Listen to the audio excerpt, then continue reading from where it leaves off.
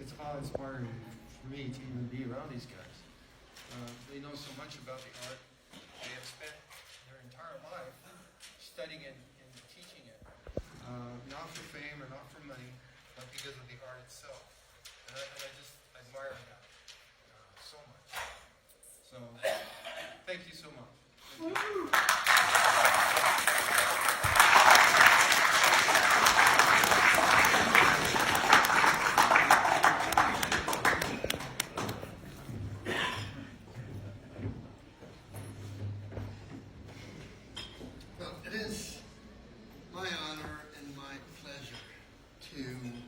Continue with another lifetime achievement award. There are people here that know this next candidate longer than I do, a longer history with this person than I do.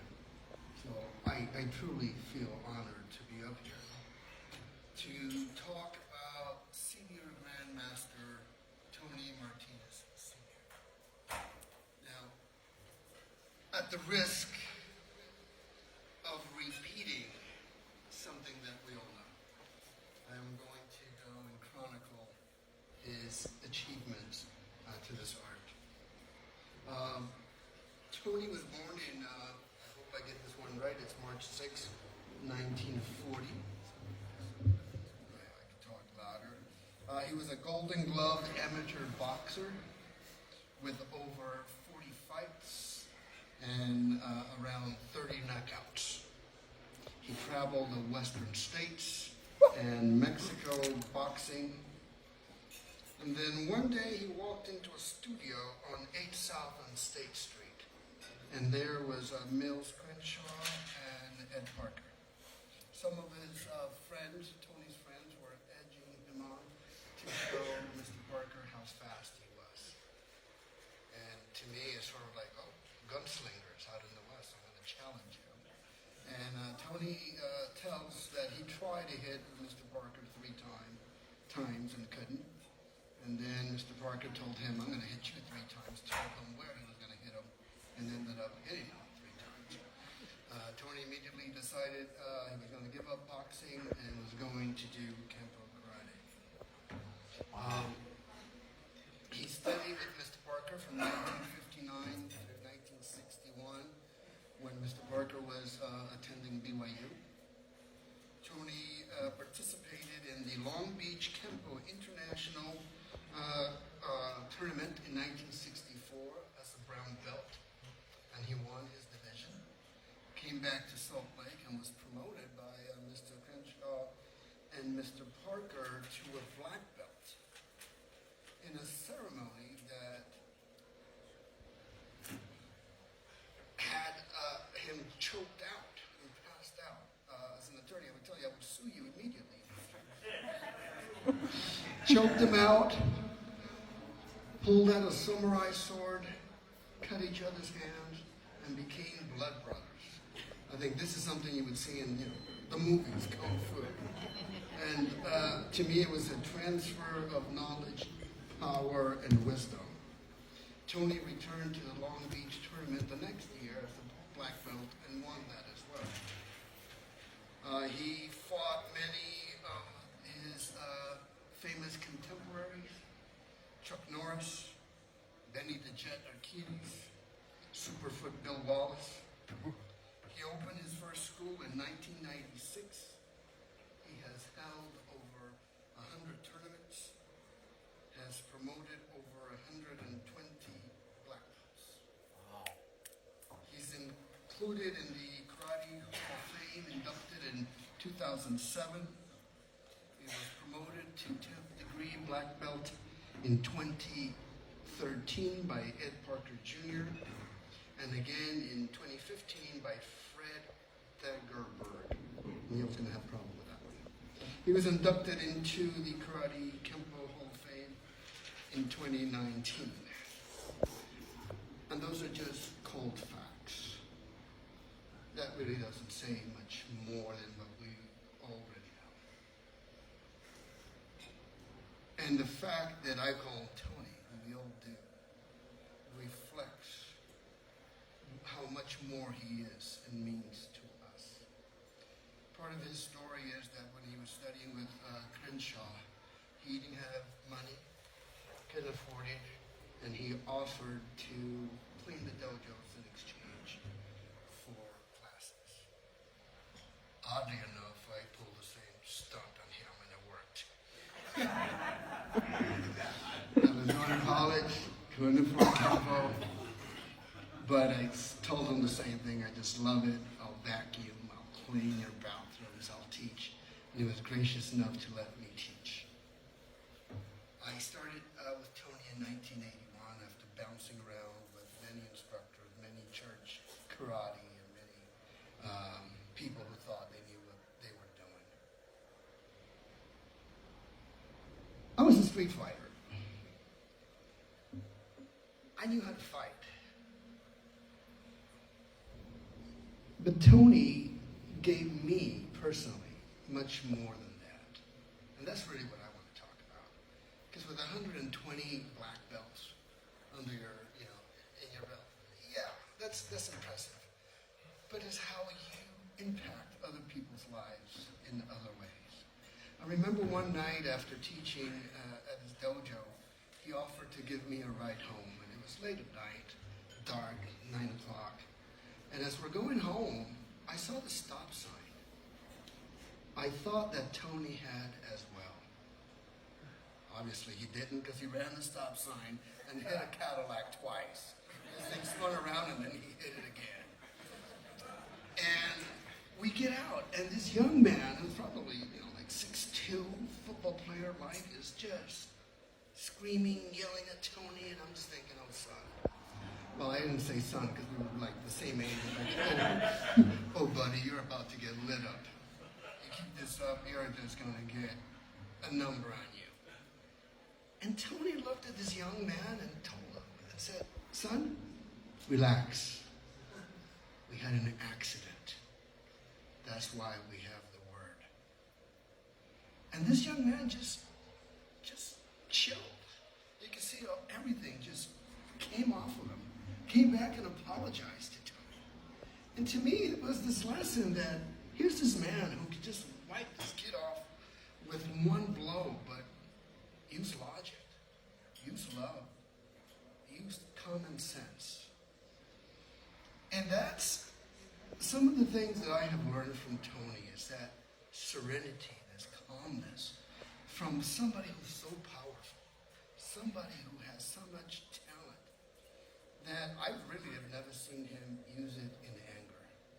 It's always been teaching. And to a angry young man, this is like heaven. Because it taught me I don't have to fight all the time. I could just chill and be cool. But then I learned something else. And I attribute this to who I am today. I was 21 when I met Tony. Had a high school diploma.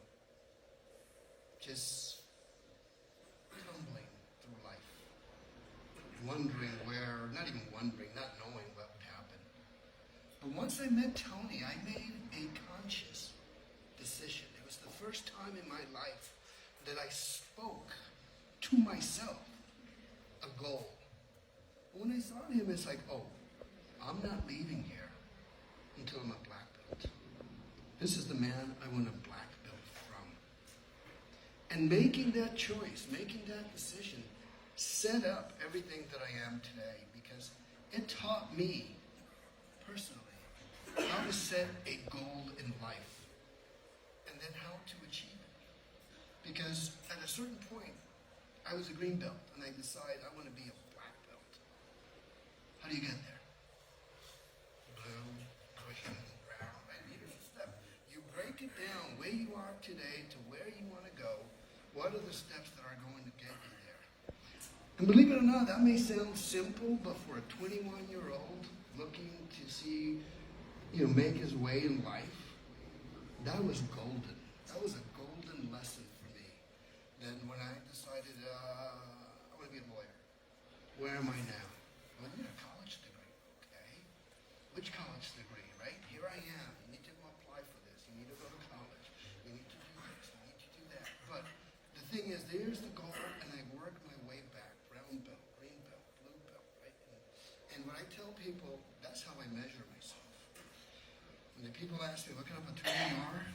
I'm a black belt attorney. Right? That's how I measure it. And I owe that to Tony Martinez. And the final story is,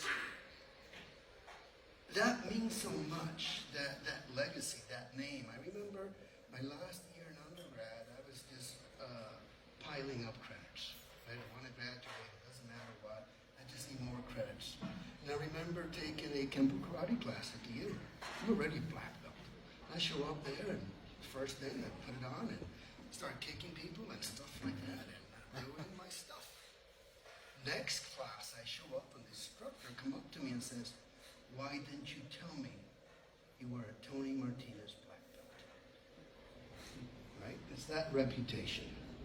So, for all the things that I have learned from this man, for all the love and affection, I want to thank you, and I want to say to all of you, I am a Tony Martinez black belt. I'm very proud of it.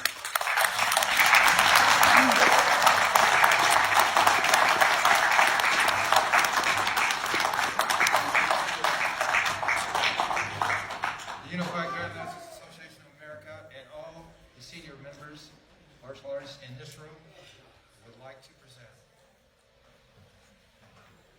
Tony Martinez Sr. with a Lifetime Achievement Award. Well deserved.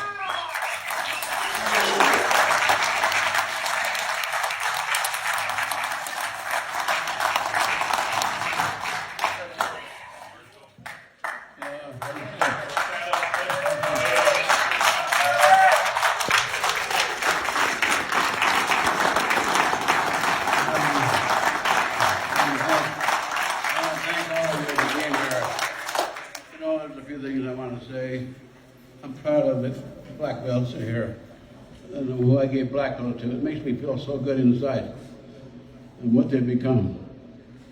And John and Sam, and they make me feel real good because they have taken the time to practice something that's beyond my means, and they did something on their own, which is what Kimbo's all about.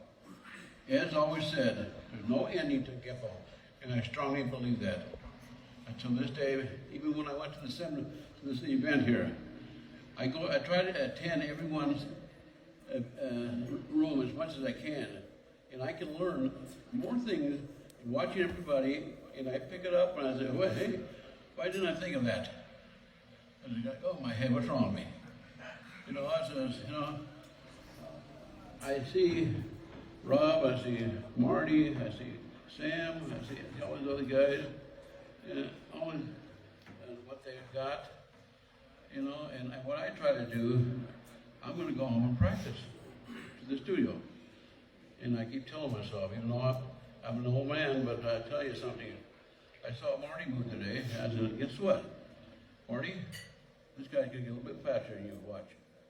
Even though I'm my age, okay? Another thing I want to point out is, on the chart over there, it says I started back in 1957. No, it was 1959. I was boxing from 57 to 59. Then I started taking karate in 1959. Okay, and at that point, I got my brown belt in 1964. I went to Long Beach and won that tournament in 1964 as a brown belt lightweight. At that time, I was so excited. I didn't know that lightweight could fight the middleweight, or middleweight could fight the dead. But I got so excited with that big trophy, I got the heck out of there. So, I had about 4 or 5 guys with me. I carried that big trophy, the trophy like this, the old one, on top of the hood of the car. Had to hold it. Yeah, I take time and hold me down and bring it down to my house. Okay. Another thing. In 1966, I did not win the black belt division. The idea that I fought 3 matches, and the third match was Chuck Norris. And Ed come up to me and said, how come all those people over there? Ed come up to me and said, look, Tony, just do your thing. Don't worry about who it is. I'll tell you something. I was so excited because I beat him. But the next 2 matches, I can't, but you know, that's the time that when Mike Stone was there, heavyweight, excellent fighter. My God, I can't believe that guy. He was kind of a natural ability, you know. I just wanted to point that out to you, so, but I just want to say, never stop going to these events. Make some notes. Try it. There's something. Sometimes you go into a point where I don't like this particular technique. It's not that. It's something that you need to put together.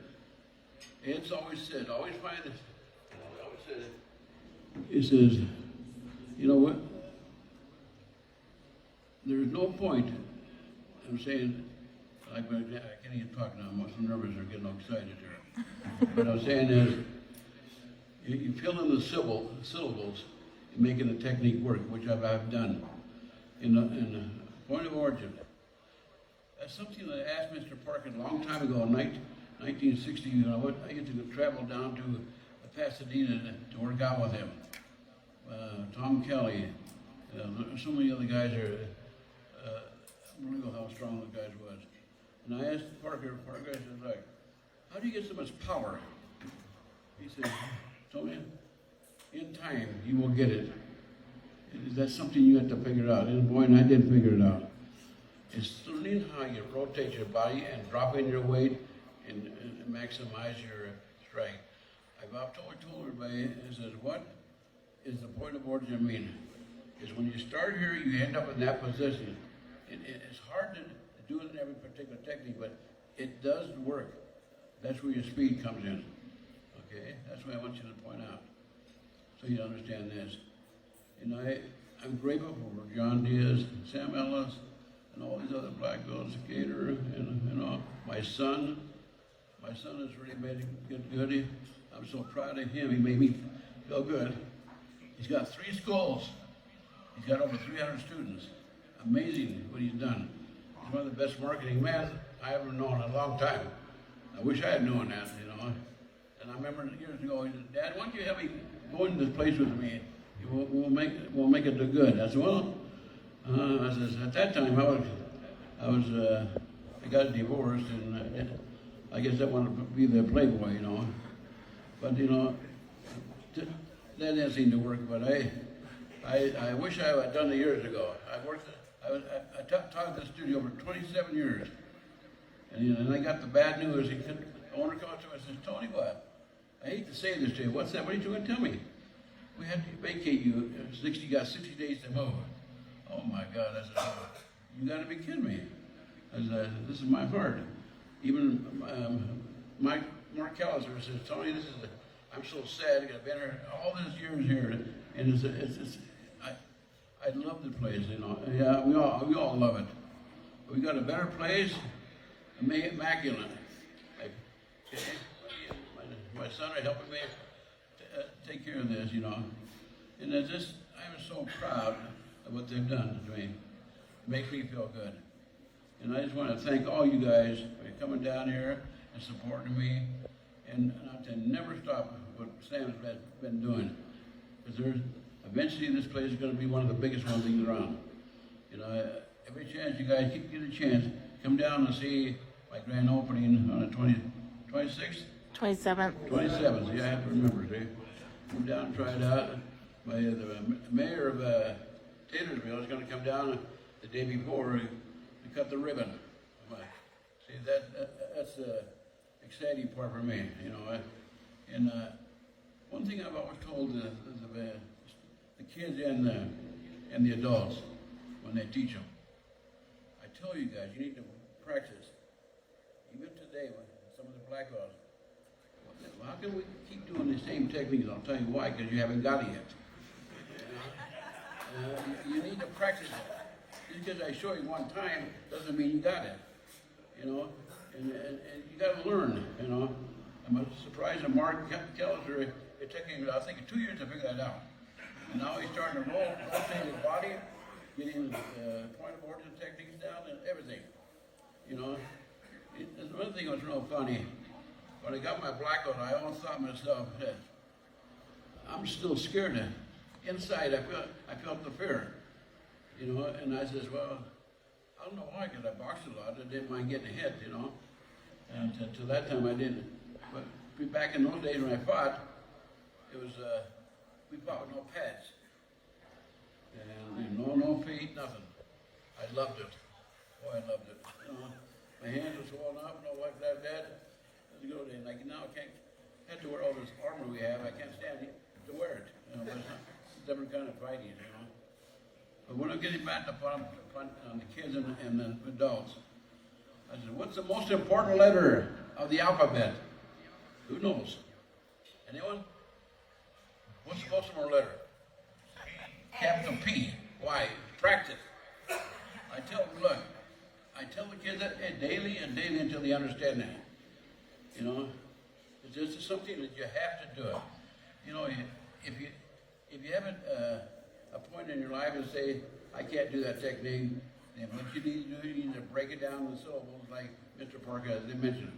Take 1, 2, go to 1, 2, 3, and learn to drop your weight. And that's the best thing I do. I want to thank you for all your help, and you guys made it happen to me. I thank you a lot.